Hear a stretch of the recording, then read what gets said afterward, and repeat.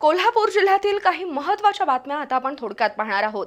त्यासाठी आता पाहूया संक्षिप्त बातम्या अर्थात फास्ट न्यूज। इचलकरंजीतील रोशनी नागदेव या ब्युटी पार्लर प्रशिक्षिका आहेत। यांच्याकडे येणाऱ्या एका विवाहित महिलेनं व्यवस्थित प्रशिक्षण मिळत नसल्याची तक्रार केली। तसंच त्यांनी शासनमान्य प्रमाणपत्राची मागणी केली। त्यातून झालेल्या वादातून नागदेव यांनी जातीवाचक शिवीगाळ केली।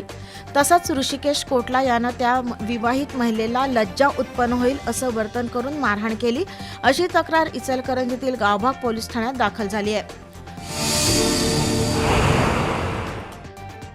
कोल्हापूर शहरातील अनेक रस्त्यांवर दुचाकी आणि चारचाकी वाहनांचं पार्किंग असतं, त्यामुळे वाहतूक कोंडी होते। बागल चौक ते टेमलाई उड्डाण पूल, बीटी कॉलेज ते शहाजी लॉ कॉलेज या मार्गावर रोजच अनेक वाहनांचं पार्किंग केलेलं असतं।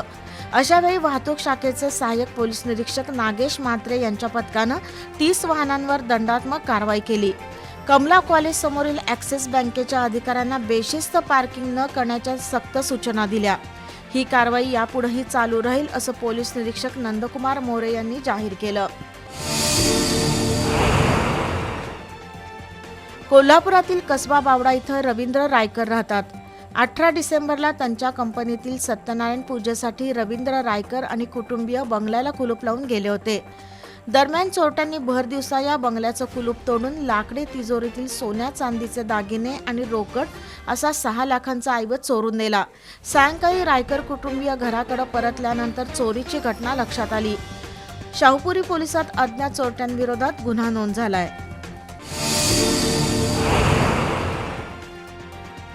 हातकणंगले तालुक्यातील भादोले इथल्या 24 वर्षीय ओंकार प्रकाश मदने या तरुणानं एका अल्पवयीन मुलीवर अत्याचार केले। पैशाचं आमिष दाखवून लाटवडे रोडवरील ऊसाच्या शेतात नेऊन त्या मुलीवर अत्याचार केला।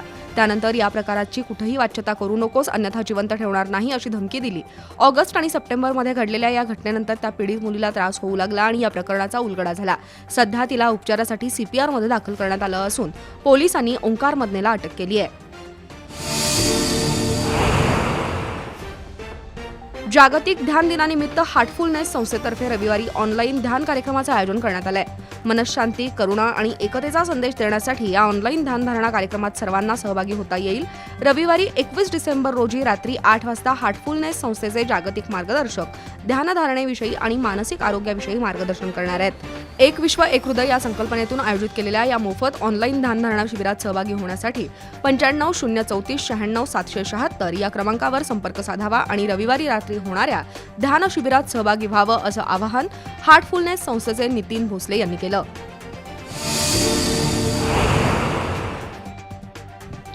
कोल्हापुरातील शिवाजी पेठेतील नेताजी तरुण मंडळाजवळ राहणारा विपुल संदीप बोकेफोडे हा 22 वर्षीय तरुण शुक्रवार 12 डिसेंबर दुपारी 12 वाजल्यापासून बेपत्ता झालाय।